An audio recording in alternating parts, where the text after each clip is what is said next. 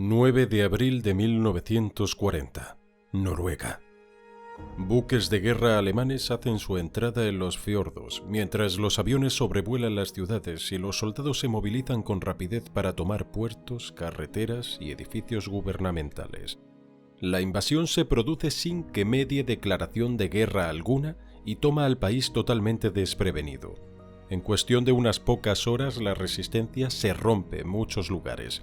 Sigue la ocupación, que trae consigo la censura, los arrestos y la construcción constante de un sistema basado en el control y la explotación.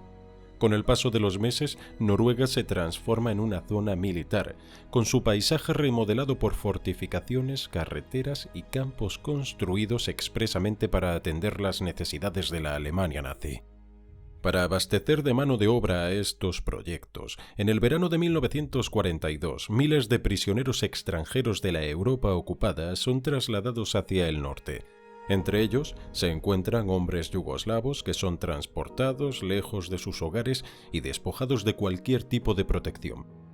Este sistema de ocupación, trabajo forzoso y deshumanización culmina en un asesinato en masa, cuando el 18 de julio de 1942, en el campo de prisioneros de la aldea de Beisfjord, 287 reclusos yugoslavos serán asesinados, no en el marco de un combate, sino por una orden directa.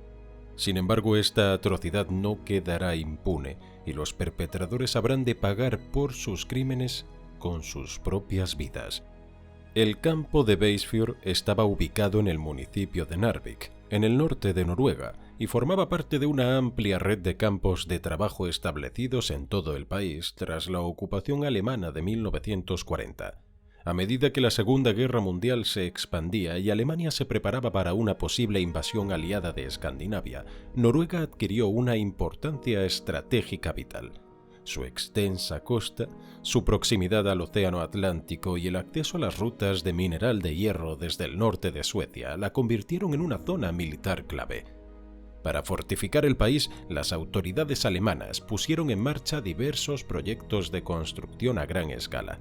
Carreteras, líneas de ferrocarril, fortificaciones costeras, aeródromos e instalaciones militares se planificaron y construyeron a gran velocidad, a menudo en algunos de los terrenos más agrestes de toda Europa.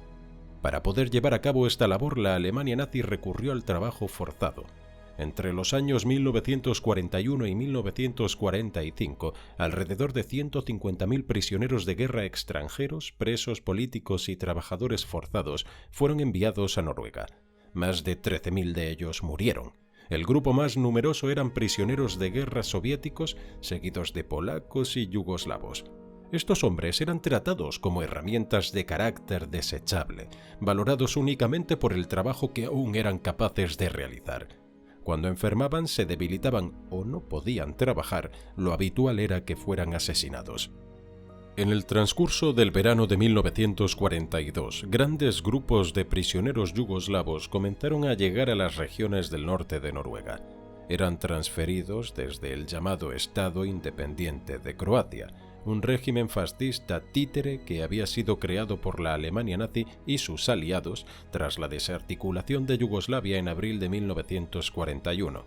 Muchos de los hombres enviados hacia el norte eran de origen serbio. Fueron clasificados bajo la categoría de presos políticos y transportados en condiciones del todo brutales. Al alcanzar territorio noruego, muchos ya presentaban cuadros de desnutrición grave, se encontraban enfermos y profundamente traumatizados. El 24 de junio de 1942, un total de 900 prisioneros yugoslavos llegaron al muelle de Fagernes, en la ciudad portuaria de Narvik. Desde ese punto se les ordenó marchar a pie una distancia de aproximadamente 10 kilómetros hasta Beisfjord, un pequeño pueblo situado al sur-sureste de la ciudad. Los guardias los golpearon con las culatas de sus fusiles y les gritaron para obligarlos a seguir adelante. Aquellos prisioneros que tropezaban eran objeto de nuevos golpes. 5 hombres perdieron la vida en el camino debido al agotamiento y a las heridas sufridas, y un prisionero fue asesinado a tiros antes de que la columna lograra alcanzar su destino final. En el campo de Beisfjord, las condiciones resultaron ser catastróficas desde el primer momento. Los barracones estaban abarrotados y sucios, y los prisioneros recibían raciones de comida que no les permitían llevar a cabo trabajos físicos de gran intensidad. La ropa era del todo inadecuada para el clima frío y húmedo del norte, y la atención médica era prácticamente inexistente. Los prisioneros eran golpeados por actos menores como moverse con demasiada lentitud o simplemente por el hecho de llamar la atención. La violencia no era un acto aleatorio, sino un método sistemático utilizado para imponer una sumisión total. Los guardias de Weisfür provenían de dos grupos principales. El personal alemán pertenecía a la Ordnungspolizei, una fuerza policial uniformada que estaba controlada en el campo por las SS.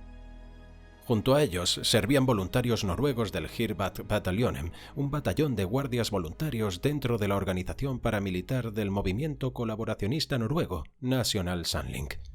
Estos guardias de origen noruego fueron los responsables directos de realizar la vigilancia de los campos de prisioneros en el norte entre junio de 1942 y abril de 1943.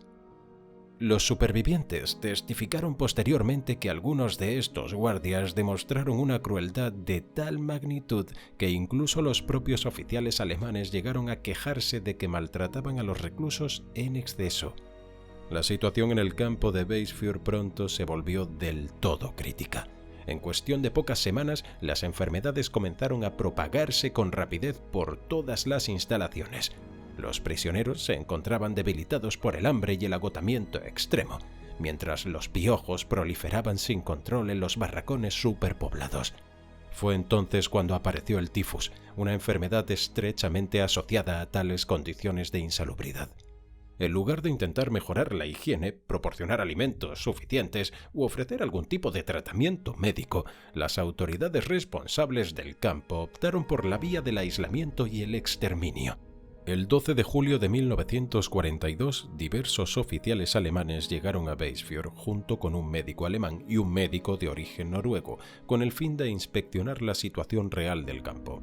La inspección resultó ser extremadamente breve debido a que se ignoraron por completo los procedimientos médicos adecuados.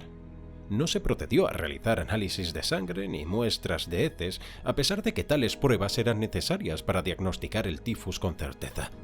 En su lugar, el médico noruego llevó a cabo la selección de los prisioneros basándose simplemente en observarlos a cierta distancia. Durante el interrogatorio realizado por la Comisión Británica de Crímenes de Guerra en el otoño de 1945, dicho médico declaró lo siguiente sobre el estado del campo. Todos los prisioneros tenían piojos y se encontraban indescriptiblemente demacrados. La mayoría vestían ropas sucias y rotas y caminaban descalzos. Tenían llagas y forúnculos por todo el cuerpo debido a la mala alimentación y a la falta total de higiene. Los enfermos yacían amontonados como arenques. Se tendían directamente sobre el suelo sin recibir ningún tipo de asistencia médica. Había medicamentos disponibles, pero se había dado la orden de prohibir su uso en los serbios. Cada mañana se registraban entre 15 y 20 nuevos casos, y cada mañana moría aproximadamente la misma cantidad de personas. Los fallecidos eran sacados al exterior y arrojados a fosas comunes.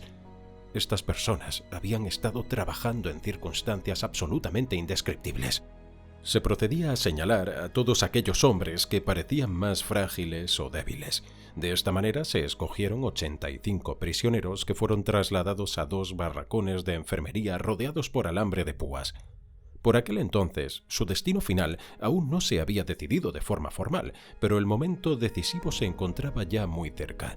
Unos días después, Josef Terboven, comisario del Reich para Noruega, procedería a ordenar la masacre de los reclusos enfermos. La justificación oficial para tal acto fue la supuesta prevención de una epidemia de tifus. En realidad, la orden seguía la lógica nazi habitual. Aquellos presos que ya no eran capaces de trabajar no tenían derecho a seguir viviendo. Su muerte era considerada simplemente como una solución de carácter práctico. El 15 de julio de 1942, las SS declararon de forma oficial que el campo se encontraba en cuarentena.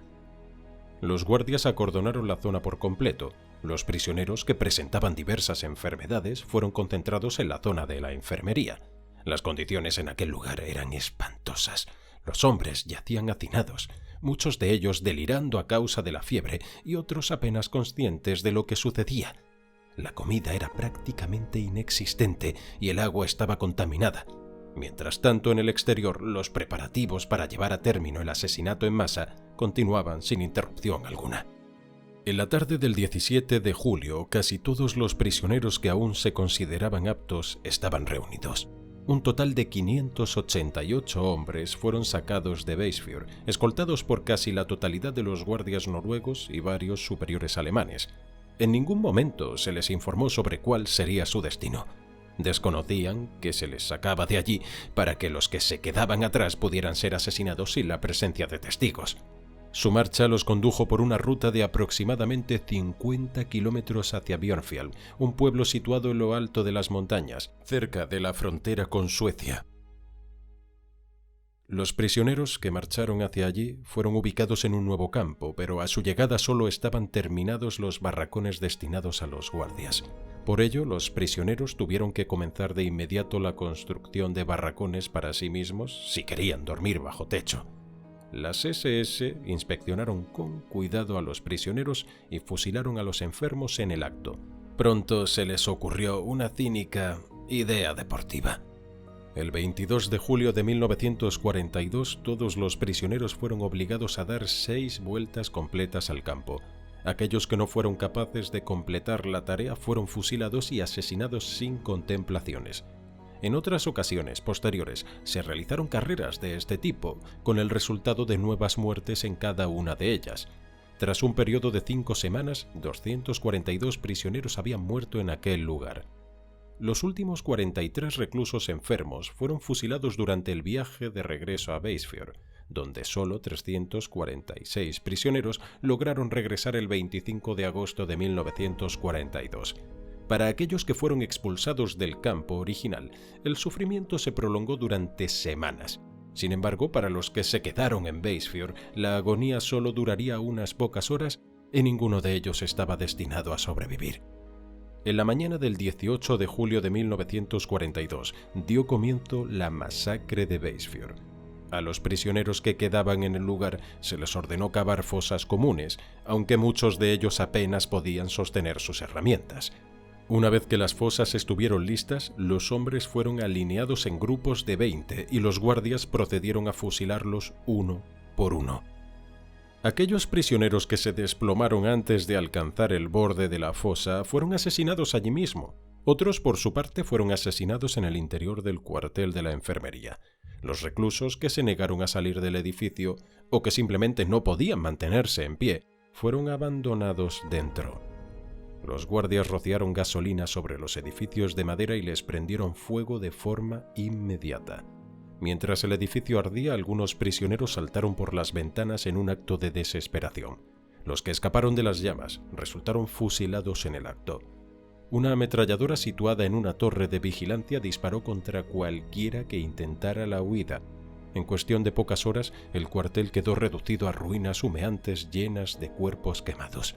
En total, 287 hombres fueron asesinados. Los 2 prisioneros más jóvenes tenían apenas 14 años, mientras que el mayor contaba con 58. En esta masacre de prisioneros, la mayor de la que se tiene constancia en territorio noruego, 17 guardias noruegos estuvieron presentes y desempeñaron un papel de carácter activo. No intervinieron ni intentaron detener los asesinatos, sino que acataron las órdenes y en muchos casos actuaron con una brutalidad propia. La masacre se llevó a cabo de forma abierta y sistemática, contando con la plena participación de personal tanto alemán como noruego. La masacre de Weisfjord formó parte de un patrón más amplio de asesinatos en los campos de prisioneros de Noruega. Un total de 4.268 prisioneros yugoslavos estuvieron recluidos en el país entre junio de 1942 y 1945, de los cuales unos 2.400 fueron asesinados o murieron por enfermedad. Las instituciones civiles noruegas también participaron en este sistema de trabajos forzados. La Administración Noruega de Carreteras Públicas planificó y supervisó muchos de los proyectos viales donde se utilizó a prisioneros como mano de obra. Los ingenieros informaron de que los prisioneros se morían de hambre y la población local los describió como poco más que piel y huesos. Sin embargo, tras el fin de la guerra, la mayoría de los funcionarios noruegos negaron su responsabilidad. No obstante, los principales responsables no escaparon a la acción de la justicia. En 1946, una veintena de guardias de las SS vinculados a los campos de Weisfjord y Björnfjell fueron arrestados, extraditados a Yugoslavia y juzgados en Belgrado. Todos fueron declarados culpables, condenados a muerte y ejecutados por la comisión de sus crímenes. Josef Terboven, el Reichskommissar que había ordenado la masacre, prefirió el suicidio antes que la captura el 8 de mayo de 1945. Quienes perecieron en Weisfjord no han sido olvidados. Desde 1949, un monumento en el lugar conmemora a los prisioneros yugoslavos que fueron asesinados lejos de sus hogares, sirviendo como un recordatorio perdurable de su sufrimiento. Gracias por ver World History Channel. No olvide darle a me gusta, suscribirse y hacer clic en la campana de notificaciones para no perderse nuestros próximos vídeos. Gracias, nos vemos la próxima vez en el canal.